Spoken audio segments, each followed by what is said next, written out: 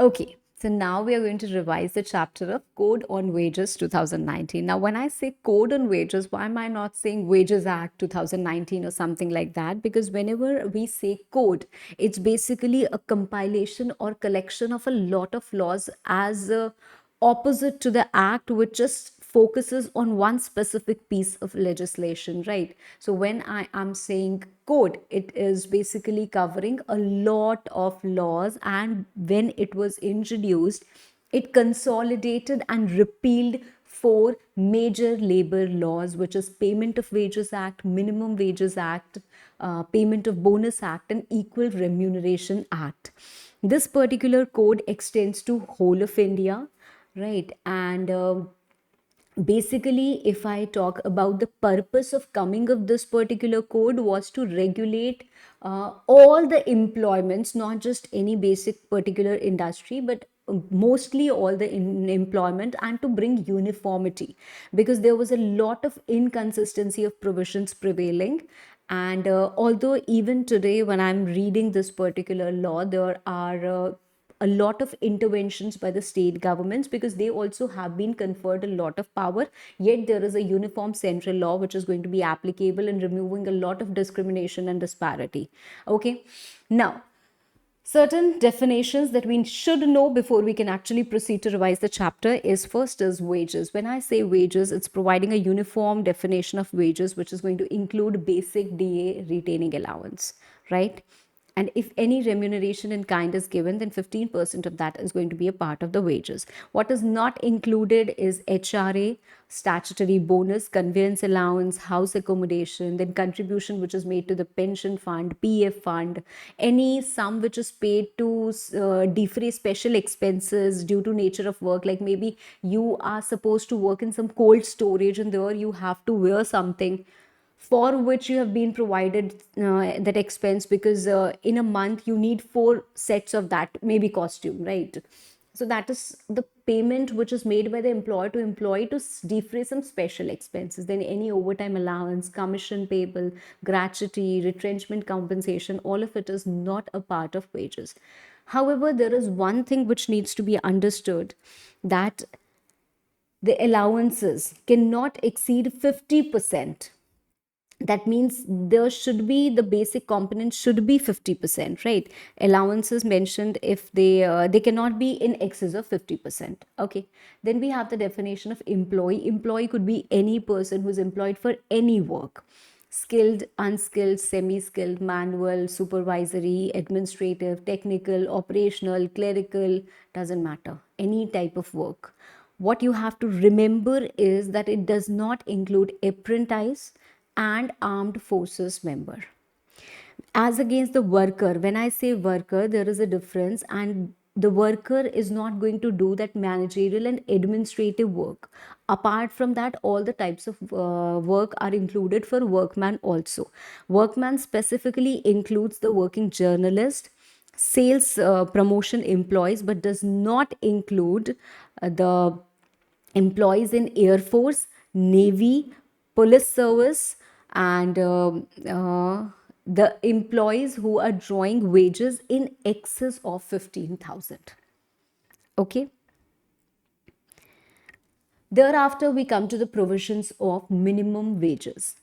Now, the first thing that is there in section 3, it talks about discrimination. So, there is going to be no discrimination in two cases. One is for the payment of wages. That means if a man is being paid 1,000 for the same work, the woman should also be paid 1,000, and vice versa, right? And for recruitment also, that means if for a work which is not specifically involving some heavy labor, something like that, if for a work a woman and a man candidate approaches, you're not going to discriminate that, oh no, let's not take woman, I'll take man only. No, it should not be happening. Okay, so no discrimination in payment as well as in recruitment. Then we have floor wage and minimum wage concept. Section 9 tells that central government has the power to fix a floor wage.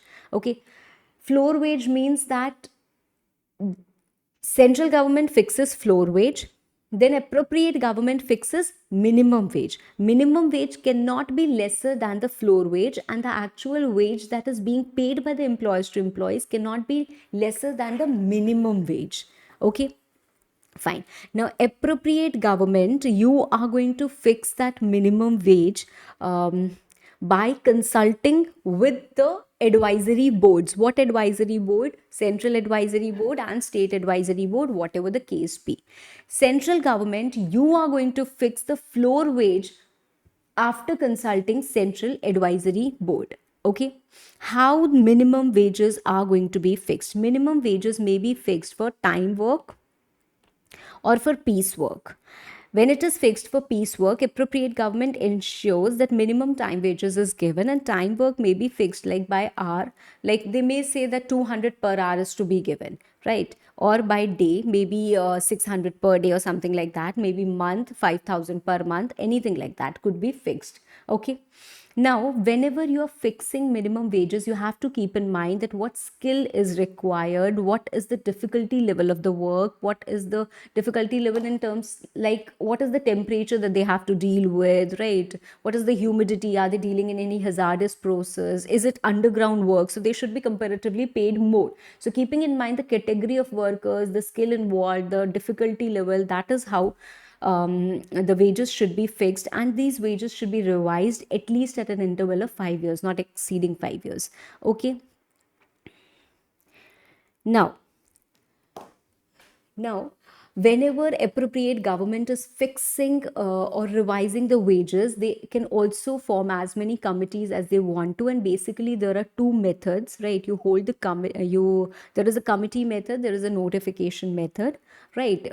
And you can fix wages or you can revise wages using those methods, right? When we are talking about committee, you appoint a committee, there are inquiries that are being held, and based on that recommendations, appropriate government is going to fix or revise the wages. When we talk about notification, there is publishing of proposals, and you accept that representations from whoever is concerned. You give minimum time of 2 months for seeking that representations, and based on the representations you either fix or revise the rates of wages, right? You also consult the advisory board, right?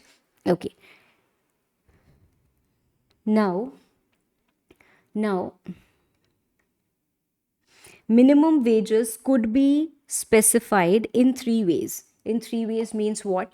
There could be an all inclusive rate, there could be a basic rate plus the cost of living allowance, there could be a basic rate plus allowance, which is going to be adjusted as the appropriate government may direct. That means maybe appropriate government has said that the minimum wages are going to be 3,000 plus retaining allowance of 500, which is going to increase 5% every year. So that is also how they can say. Okay, now appropriate government, if you have the power to provide for minimum wages, you also have the power to fix the number of hours of work. That one day a person is going to work for only 8 hours, that is going to be a normal working day. Every 7 days there will be one day of rest.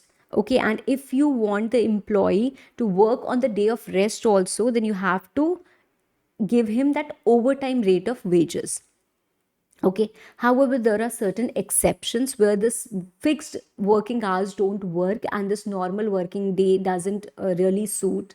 In the case there's an emergency, then employees definitely have to work. In case the employees have to do something which is preparatory to the main work, so you have to prepare that, then only the main work can be done. In cases where the employment is essentially intermittent, like we have in railways, right? So railways, they are like, okay, I am traveling but I don't have to be active, I don't have to do anything physically, it's just that I'm not at home, I'm at work, right? But my presence is as good as I'm just resting, right? So it could be like that. So that way you cannot decide the normal working day, or you cannot say that these are going to be the working hours or something like that, right? For the employees, maybe for technical reasons, your work has to be completed before the duty is over, or maybe there is some irregular natural thing happening because of which you have to work. So these are the exceptions. These are the exceptions. Now you have been decided a normal working day or the number of hours of work. If you work more than that, you're entitled to overtime. But what if you work less than that?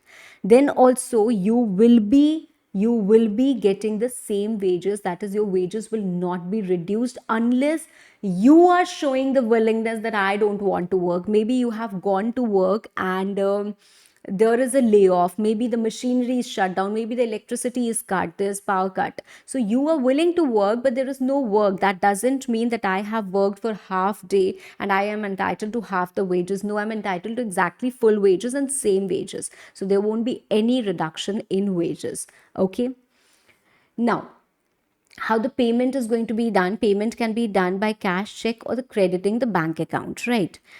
Time limit for payment of wages is very, very, very important.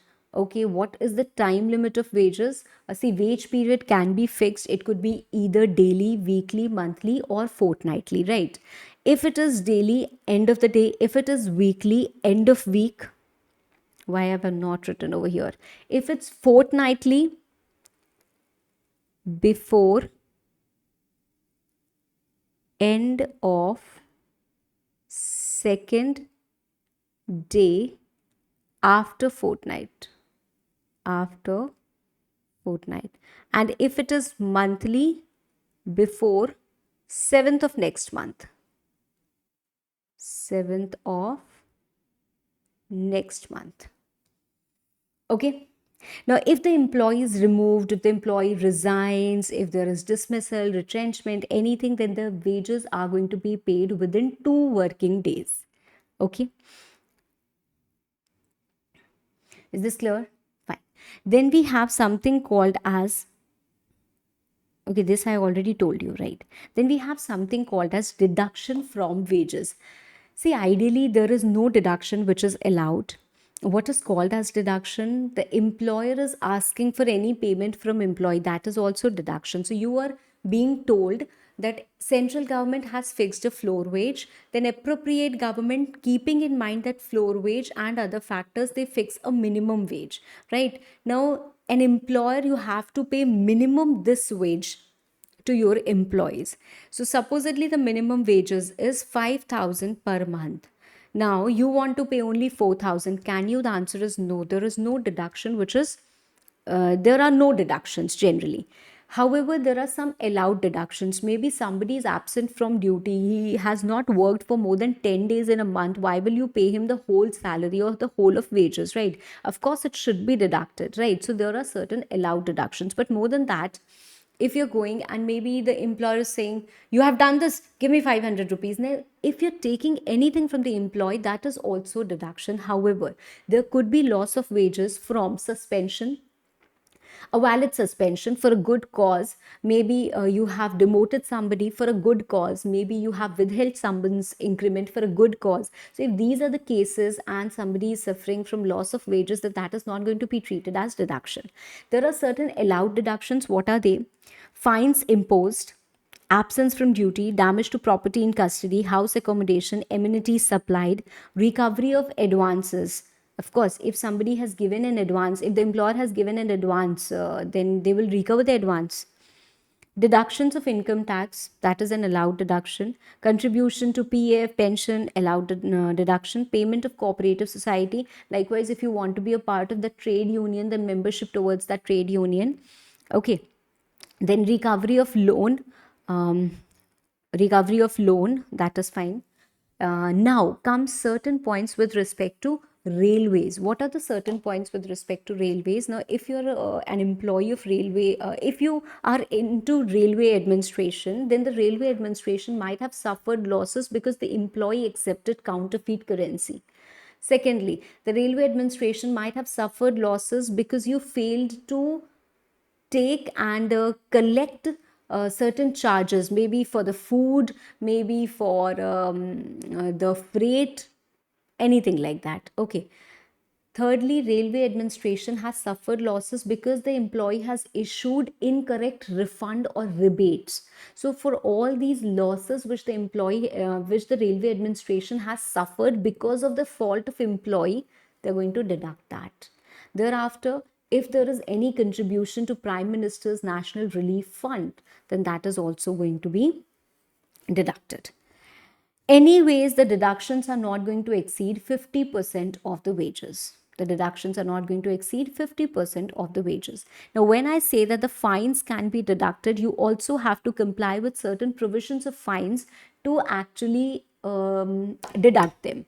Firstly, you can deduct for a fine, but then you should have got the previous approval of appropriate government. Secondly, you should have clearly displayed a notice about the fines on the premises. You will not take the fine unless you give the employee an opportunity of opportunity of being heard, you can say. The maximum fine can be 3% of wages payable. It cannot be more than that. You cannot impose fine on somebody who is under the age of 15. If there is an act which has been done, then the maximum time for recovering that a fine is 90 days. After that, you cannot recover fines, and you will maintain a fine register, okay, wherein you will enter all the details. Thereafter, you have to utilize that fine for the benefit of employees only. You cannot fill your own pockets with that fine. Clear? Okay. Next, we have chapter 4 that talks about payment of bonus. So, on which establishments bonus act as the payment of bonus provision? So, this particular chapter is applicable. If you are an employee of establishment with 20 or more people, then yes, bonus will be applicable, and you will be entitled to bonus if you have worked for at least 30 days in an accounting year, right? Now, ideally, the bonus is paid to the employees who do not draw wages exceeding the prescribed amount per month. Okay. Now, if you are an employee, you know that, okay, on this particular establishment, provisions of bonus, that is chapter payment of bonus, is applicable, right? Now, I am an employee of that particular establishment, so I should be getting bonus, right? Now, to get bonus, there is one condition, that I should have worked for at least 30 days in an accounting year, right? Okay. 30 days in an accounting year. So if I haven't worked, I'm not eligible for bonus. But if I have worked, I'm eligible for bonus. For how much bonus? Minimum is going to be 8.33% or 100, whichever is higher, and maximum is 20% of the salary or wage. If somebody is under the age of 15, then this is slightly reduced, right? But supposedly the employer has thrown the employee out of the premises because he did some fraud, or because he showed some violent behavior while at work, or because he was involved in theft, or because he has been convicted for sexual harassment. Then in these cases, the person will not be entitled to any bonus. Okay.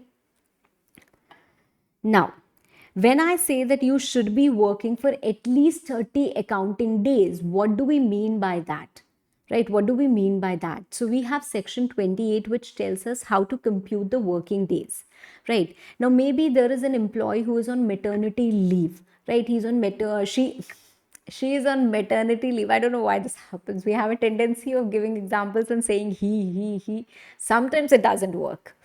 Okay, so she has been on leave for maybe 180 days, and she has worked for just 28, 25 days in an accounting year. So ideally, she's not entitled to bonus. But because she's on maternity leave, and when she's on maternity leave with salary, then that is treated as a deemed working day. So actual working days are 28, maybe the deemed working days are like 180. So total, you have worked for more than the required time limit, and hence you are entitled to bonus. Likewise, if somebody has been laid off means what? You're not working because there is no work, there's lesser work, right? Like in corporates, we call it as somebody is on the bench, right? That means he hasn't been handed over any project. So if you're not working, that doesn't mean that it's not your working day, right? It's not your fault, right? Okay. Then we have leave with salary. Somebody has taken a sick leave, he's entitled to take that sick leave. That doesn't mean he's not working and he's on leave only, right? He's on leave with salary. That means those are the allowed leaves, right? Somebody is absent due to temporary disablement. Maybe at work there was an accident, there was a mishap, and because of which somebody has become temporarily disabled. That is also his working day for this particular purpose, right? So for this particular purpose of calculating bonus, this is going to be treated as a working day only. Okay.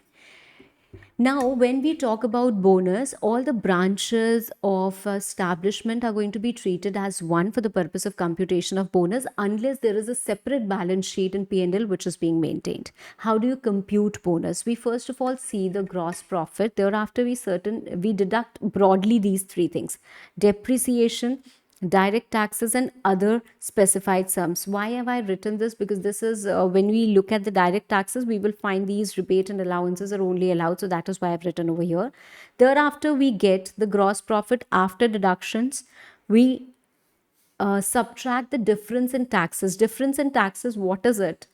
Like, whatever profit we have got, tax on that, right? Tax on this particular profit. Then profit minus the bonus and tax on this amount. Tax on this amount. The difference between both these taxes is the difference in tax which is adjusted to this amount, and thereafter we get available surplus.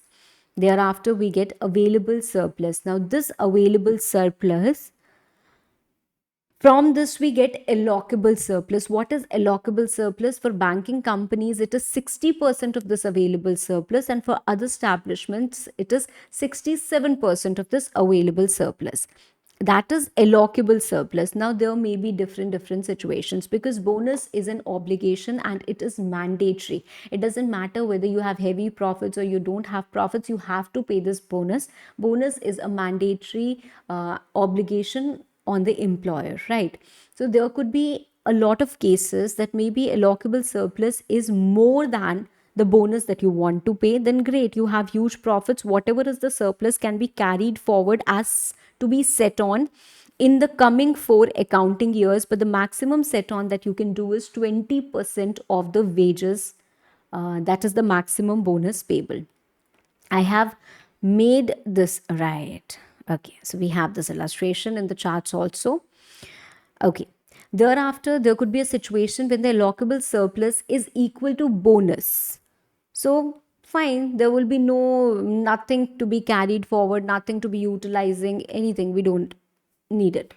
When the allocable surplus is less than bonus, then we have to see, do we have carry forward? If we do not have carry forward also, then there will be set off. That means the minus loss will be carried forward, right? Okay. Now, of course, this is slightly technical to understand the provisions of set on and set off, and that's why we have done this beautiful illustration and we have understood exactly every point how set on and set off happens. This I am not going to explain again in this revision class, right? So set off, you have to understand that it is not opposite of set on. Set off happens when the allocable surplus falls short of minimum bonus payable and there is insufficient set on carry forward available, right? As in this particular case, the carry forward available is 35,000 only. We do not have any allocable surplus and this is the minimum bonus payable. So to pay this particular bonus, we do not have funds. We don't have any allocable surplus, and the carry forward from the past years, the excess profit carry forwards from the past years is only 35,000. So ideally we use this 35,000, but we are still deficit of 69,167, which is going to be carried forward to be set off in the coming years against heavy profits. Okay, is this clear? Yeah, fine. Now, when I talk about new establishments, then for the first 5 years, you are going to pay bonus only if there is profits. For the 6th and 7th accounting year, slightly different rule of set off and set on. And from the 8th accounting year, it's exactly the same as we read for other types of establishments, right? Okay. While computing bonus, the gross profit will be as decided by central government. So you will have to calculate in the manner prescribed by central government. Thereafter, there could be certain proportionate reduction if the employee has not worked for all the working days. If you have paid any bonus or customary bonus or puja bonus, then you are entitled to deduct it from the same. If maybe you have paid bonus before the bonus actually became due or payable, then you are entitled to deduct that also. If there is any employee who is guilty of misconduct and has caused some financial loss to the employer, then you are entitled to deduct bonus for that particular employee also. Is this fine so far? Okay. Now, what is the time limit for payment of bonus? Payment of bonus has to be done within 8 months from the end of financial year, which can be extended up to 2 years, right? If the appropriate government fines, okay, fine. If they are satisfied, they can extend also. Now, sometimes it may so happen that you have a dispute whether bonus is payable or not. If bonus is payable, what is the amount of bonus payable? No, I am saying this amount is payable, you are saying this amount is payable. Now, if we are on a dispute that 15% is payable, then at least 8.33% you can pay timely, and the balance you can pay later once the dispute is resolved. So once the dispute is resolved, within 1 month of the settlement order, you have to pay. Okay. Now, this particular chapter is not applicable on the employees under LIC, seamen, employees under the Dock Workers Act, employees under the authority of central government, state government, local authorities, employees of Indian Red Cross Society, universities, hospitals, RBI, public sector financial institution other than a banking company, right? Employees of inland water transport establishments and others as may appropriate government notify. Why? Because maybe they are exposed to better bonus provisions and facilities, so they have a better scheme. Why should this particular scheme be applied to them if they have a better scheme? Yes or no? Yes, ma'am. Next, we move to chapter 5, which is advisory board. Right now, we have central advisory board and we have state advisory board. Central advisory board, you are going to advise central government, right? In fix, because when I talk about fixing minimum wages, who can fix minimum wages is the appropriate government. Appropriate government could be central government, it could also be state government in a lot of cases, right? So whenever it's central government, it's going to fix the minimum wage, and it is also fixing the floor wages for everyone. The appropriate government at the state level, or the state government being the appropriate government, is also going to fix minimum wages for certain establishments, right? So they take the consultancy of the state advisory board and they take the consultancy of the central advisory board. Okay, so central advisory board, you're going to advise central government regarding fixing revision of minimum wages, increasing employment opportunities, and deciding the extent to which women may be employed, other matters. Exactly, the state board is also going to do the same thing for advising state government. Who is going to be part of central advisory board? Members nominated by central government representing employers, equal number representing employees, independent persons maximum one third, and 5 representatives from state government. The state advisory board is going to constitute members representing employers, equal number representing employees, independent persons not exceeding one third, and one third are going to be women in both the cases. Okay, fine. There will be a chairperson. Now, state advisory board, you're also allowed to form different committees if you want to, and they're going to assist and support you. Fine. Okay, the term of office is going to be as prescribed. Then we have the next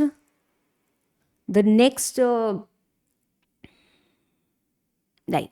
Then we have the next chapter, which is payment of dues, claims, and audits. First of all, it's the responsibility of the employer to pay minimum wages, to pay bonus, to pay all the sums which are stated in the code. If the employer doesn't pay, it will be the responsibility of the company or the proprietor or the firm or the association, because employer could be different. Like maybe we have assigned, there is a company, and this particular person has been, one of the officer or one of the director of the company has been identified as the employer. So if he is not doing, the entire company is responsible.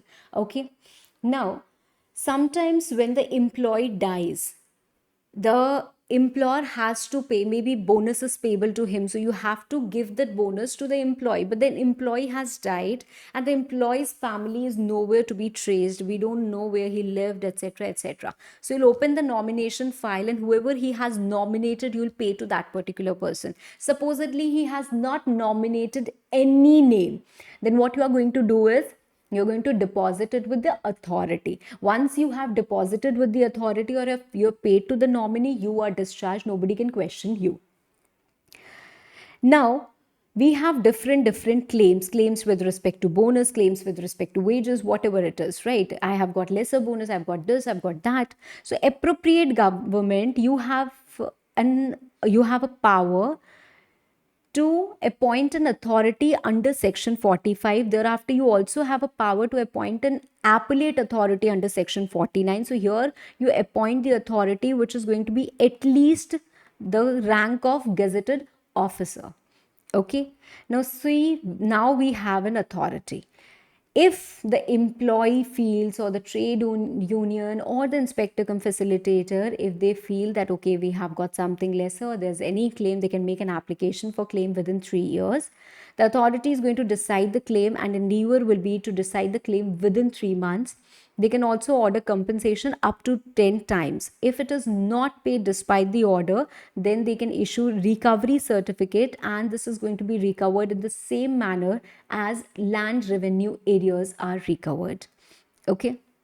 Now, if you're aggrieved by the order, you can go to appellate authority under section 49, and again the authority is going to dispose of it off. The endeavor will be to dispose it off within 3 months. Okay. Now, whenever there is any proceeding which is going on, maybe before the authority, before appellate authority, before tribunal, or before any arbitrator, because any dispute which arises over here with respect to wages and all is considered to be industrial dispute under Industrial Disputes Act, right? So if this is an industrial dispute, under Industrial Disputes Act, it is written that it is going to be referred to arbitrator. Arbitrator is like not going to the court, but going to a third party who gives the judgment, and it's going to be binding. So it's like saving a lot of judicial time and energy and money and all of that, right? So if you are going there, if this is the whatever authority is there, they will be needing a lot of documents, and whenever the employer is providing any document like balance sheet and P&L which is audited, the authority can be satisfied of the accuracy. They do not need to ask for any proof that okay, you prove that this is accurate. Why? Because it's audited. Still, if you're dissatisfied that no, I have a doubt that there is something wrong in this, then they may take steps to find out the accuracy. Okay. Employer, you are going to maintain the register of the details of employees, display abstract of code, wage rate, wage period, name and address of inspector cum facilitator, and you will also issue wage slips. Okay, in general. Right? Okay, just a second.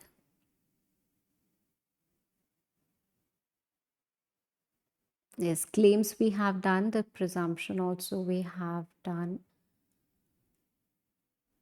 Okay.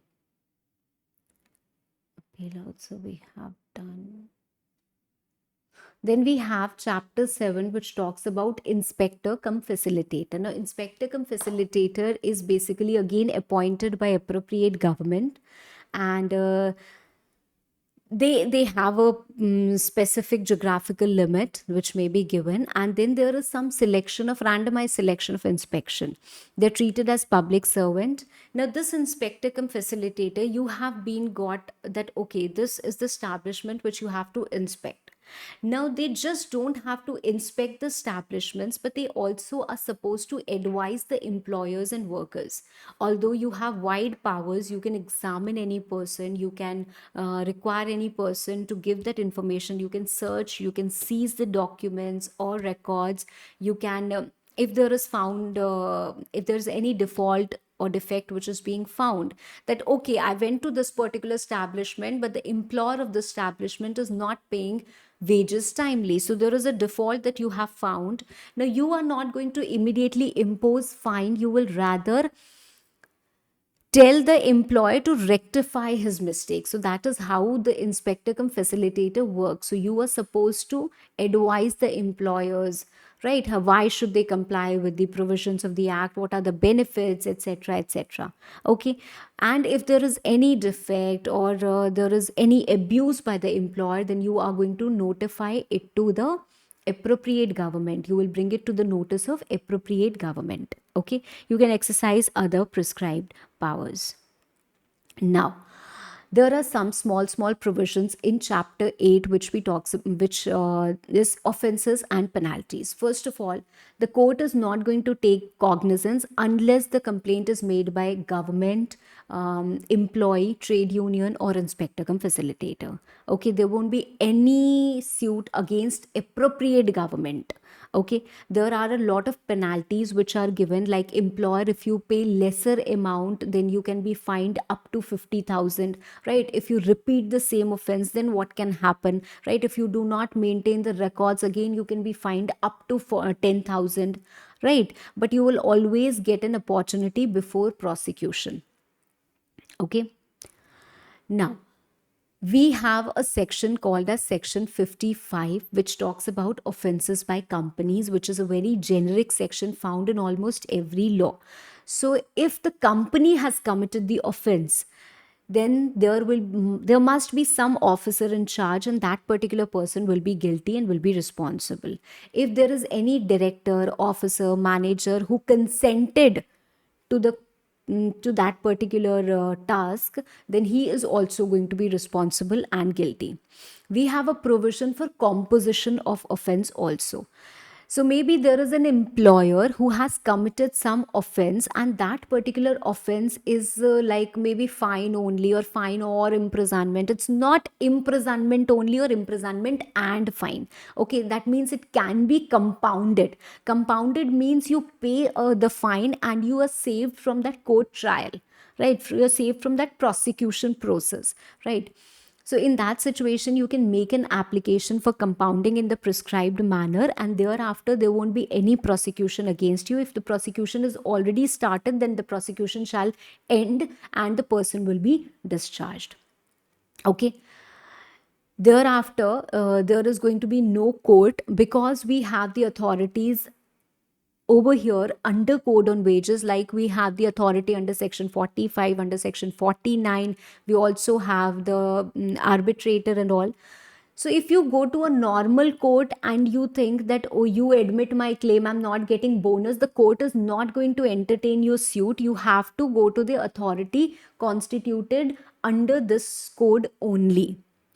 Whenever there is any claim which has been filed that I haven't got bonus, then it is the duty of employer to prove that I have paid the bonus. Okay. Then there is one more provision, section 63. Yes, this one. That employer, you will be discharged if you bring and prove that somebody else is the actual offender and you exercised due diligence and the offense was committed without your knowledge. Okay, so that particular person will be deemed as guilty and you will be free and you will be saved. Okay.